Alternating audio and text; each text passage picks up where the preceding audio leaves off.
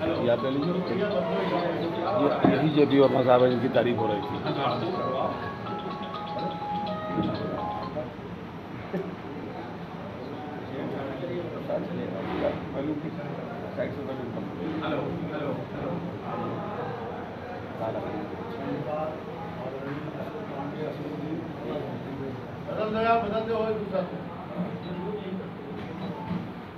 चेतना साहित्य परिषद के अध्यक्ष आदरणीय कमलेश जी,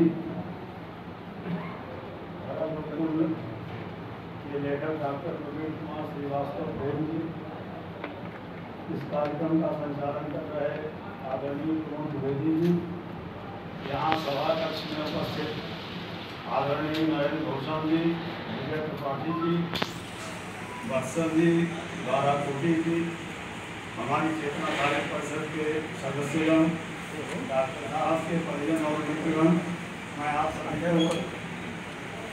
प्रणाम करता हूँ, आपका अभिनंदन करता हूँ। जो थोड़ा बहुत मुझे इस कहानी संग्रह के विषय में जानकारी है वो आपसे साझा करता हूँ। ये भरतपुर डॉक्टर प्रवीण कुमार श्रीवास्तव प्रेम जी सर्जक हैं। डॉक्टरी का पेशा मेरे ख्याल से सबसे व्यस्ततम पेशा में से ये आसमान में जो काम ईश्वर का है, धरती पर जो काम डॉक्टर का है, 5 मिनट 2 मिनट करीब एक आदमी का जीवन रक्षा के लिए बहुत महत्वपूर्ण होता है। के कारण ये चिकित्सक अपना नहाने और खाने जैसा मैं बतो यार जरूरी कार्य भी नहीं कर पाते। मेरे परिवार में भी विशेषज्ञ हैं, अगर 5 मिनट हमसे बात कर लेते हैं तो मेरा आधा नाश्ता छोड़ के अस्पताल भागते हैं। पहले नहीं वो हमको लेट हो जाएगा। ऐसे में कोई डॉक्टर अगर साहित्य सृजन करता है तो ये बड़ी भारी बात है। और ये बड़े आश्चर्य की बात है कि इस पेशे में रहकर भी लोगों ने बहुत अच्छे साहित्य का सृजन किया है। भोपाल में डॉक्टर ज्ञान चंद्रवेदी जी हैं, वो हार्ट के बहुत अच्छे सर्जन हैं और बहुत व्यस्त हैं और इतने अच्छे वो व्यंग्यकार हैं कि मेरी दृष्टि में इस समय उनसे अच्छा व्यंग्यकार पूरे हिंदुस्तान में कोई नहीं। और उनके 2 उपन्यास जो बहुत चर्चित हुए, हम न मरम और नरक यात्रा, ये डॉक्टर श्रीलाल शुक्ल के राम दरबारी उपन्यास से और आगे के उपन्यास। इसी प्रकार मुजफ्फरनगर में हमारे ब्रजेश कुमार मिश्र काफी रत्न है, 80 साल से ऊपर की आयु है। इतने बढ़िया गीतकार हैं कि उनके गीतों में एकदम छायावाद जीवन होता है। चेतना शोक पत्रिका में हम प्राय उनका कोई न कोई गीत प्रकाशित करते हैं। यहाँ हमारे लखनऊ नगर में डॉक्टर श्याम गुप्त और डॉक्टर DS शुक्ल बहुत बढ़िया कहानीकार हैं, गुरुदेव जी हैं। और ये जानकर बड़ी प्रसन्नता हुई कि डॉक्टर प्रवीण कुमार श्रीवास्तव जी भी उसी पंक्ति में अच्छे साहित्यकार हैं। ये कविता, कहानी, लेख अनेक विधाओं में इन्होंने बहुत श्रेष्ठ साहित्य का सृजन किया है। अब इस संग्रह की अगर बात करें तो इस कहानी संग्रह में कुल 15 कहानियाँ हैं। पहली कहानी भरतपुर है। तो ये एक संयुक्त परिवार के 2 पीढ़ियों को लेकर इन्होंने कहानी रची है। उसके सारे पात्र नहीं, जैसे 2 भाई हैं, एक भाई के 4 पुत्र हैं, उसमें एक से संबंधित कहानी कही है और दूसरी कहानी। इस कहानी के 7 भाग हैं। तो इन्होंने स्वयं ये स्वीकार किया है कि प्रारंभ में इसको उपन्यास के रूप में प्रकाशित करना चाहते थे, लेकिन वो बहुत उपन्यास नहीं बन पाया, तो इन्होंने इसको लंबी कहानी के रूप में प्रस्तुत किया। अब ये व्यक्ति की संवेदना है जो उससे साहित्य का सृजन कराती है। और संवेदना के कई स्तर हैं। जो सर्वोच्च संवेदना है उसका एक उदाहरण, कोई बच्चा अगर कोई अपराध, कोई गलती करता है और उसका पिता जोर जोर से थप्पड़ लगाता है, तो माँ उसको रोक नहीं पाती है क्योंकि उसने गलती की है, उसको सुधारने के लिए ये सजा दी जा रही है, तो वो अपनी आंख बंद कर लेती है। वो बर्दाश्त नहीं कर पाती, चोट बच्चे थप्पड़ बच्चे के लगता है और चोट माँ महसूस करती है।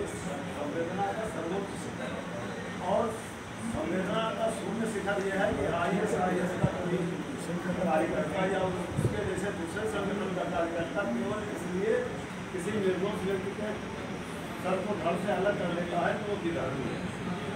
तो हमारे आपके सबके मन में जो संवेदना का स्तर है वो इन्हीं दो बिंदुओं के बीच में घूमता है। तो अब आदमी चाहे डॉक्टर हो, चाहे वकील हो, चाहे किसी भी पेशे में हो, अगर उसका संवेदना गहरी संवेदना है तो वो निश्चित रूप से कहीं ना कहीं प्रस्फुट होगी। और कविता और कहानी ये दो साहित्य की ऐसी विधाएं हैं जिनका बीज तक करना है, जिसके हृदय में करना होगी वो कहानी और कविता में निश्चित रूप से सफलता प्राप्त करेगा। तो डॉक्टर प्रेम जी ऐसे ही संवेदनाशील साहित्यकार हैं और इन्होंने जो अपने आसपास मोहल्ले में, अपने परिवार में, अपने कार्यालय में या अपने समाज में जो तमाम घटनाएं घटित होती हैं, इनसे प्रेरित होकर, इनसे प्रभावित होकर ये कहानियां लिखी हैं। तो जो मैं बात कर रहा था, पहली कहानी जो है इनकी, वैसे तो इनका दो कहानी संग्रह जैसा कि इन्होंने बताया, कथा अंजलि और प्रेम अंजन, इससे पहले प्रकाशित हो चुकी है। ये भरतपुर में इनकी 15 कहानियां संग्रहित हैं। पहली कहानी भरतपुर में 2 पीढ़ियों की कहानी कही गई है, लेकिन इसमें कहीं कहीं किसी कहानी में वो रेखा चित्र जैसा आस्वाद दिखता है।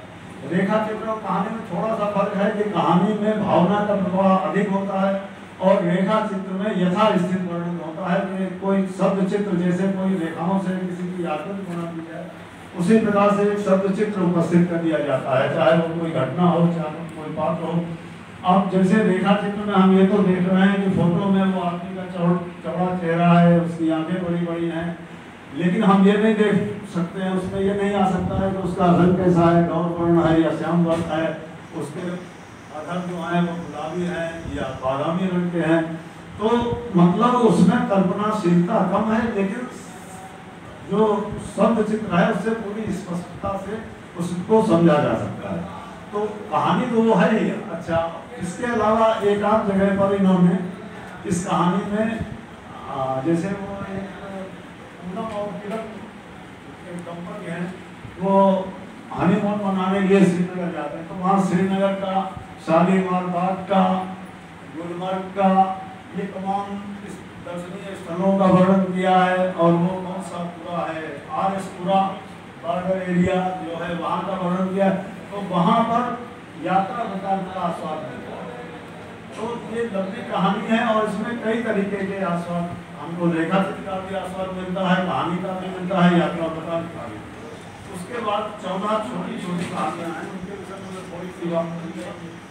तो पहली कहानी में विवाहित डॉक्टर की उसकी नर्स के साथ ट्रेन में पहुँच जाने के कारण कुछ अनैतिक सारे संबंध मार का भूसा है।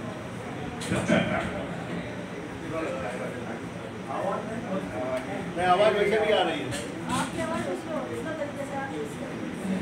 आपसे इधर आ जाइए यहाँ पे, मुझे सामने आई तो बहुत आ रहा है। कहानी में एक विवाहित डॉक्टर के अपनी नर्स के ट्रेन में पहुँच जाने तथा अनैतिक शारीरिक संबंध बनाने पर उसकी पत्नी द्वारा अपनी जेठानी के सहयोग से नर्स को बुलाकर उसका अन्यत्र विवाह करा लेने और इस प्रकार अपने झगड़े से बचा लेने का सफल प्रयास हुआ है। अच्छा, डॉक्टर साहब की कहानियों में ये पारिवारिक प्रेम को बड़ा महत्व दिया है। इस तरीके से गृहस्थी की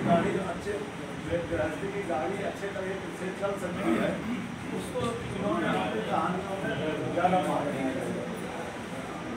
माइक से बोल रहे हैं, माइक ही बोली है।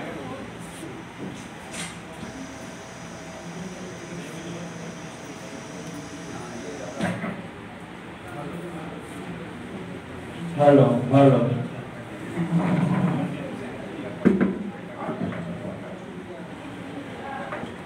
अच्छा, अब ये तीसरी कहानी है डिवाइडर।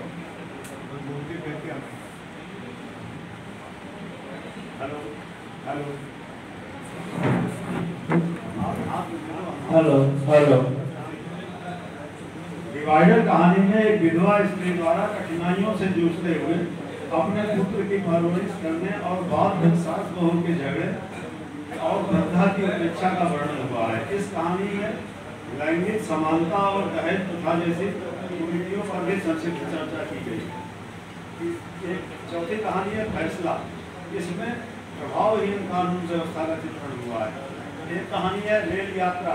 इसमें राजनेता द्वारा अपने चर्चों के साथ बिना टिकट यात्रा करने तथा रेल के डिब्बे में महिला यात्री की चेन खींचने की घटना का वर्णन करते हुए कहानीकार ने व्यवस्था में व्याप्त विसंगतियों को उजागर किया है।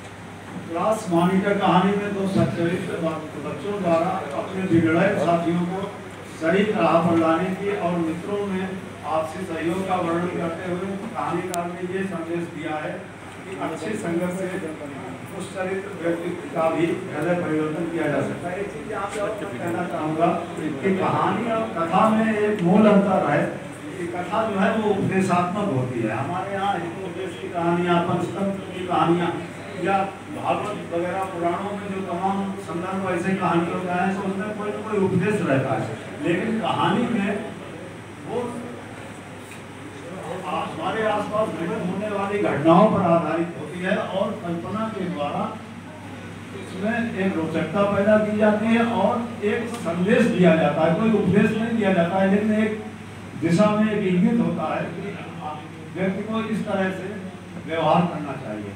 तो आप बुरी संगत में पड़े छात्र अगर अच्छे बच्चों के साथ पढ़ जाएं तो उनका भी जीवन सुधर सकता है। ये इस कहानी में डॉक्टर साहब ने दिखाया है।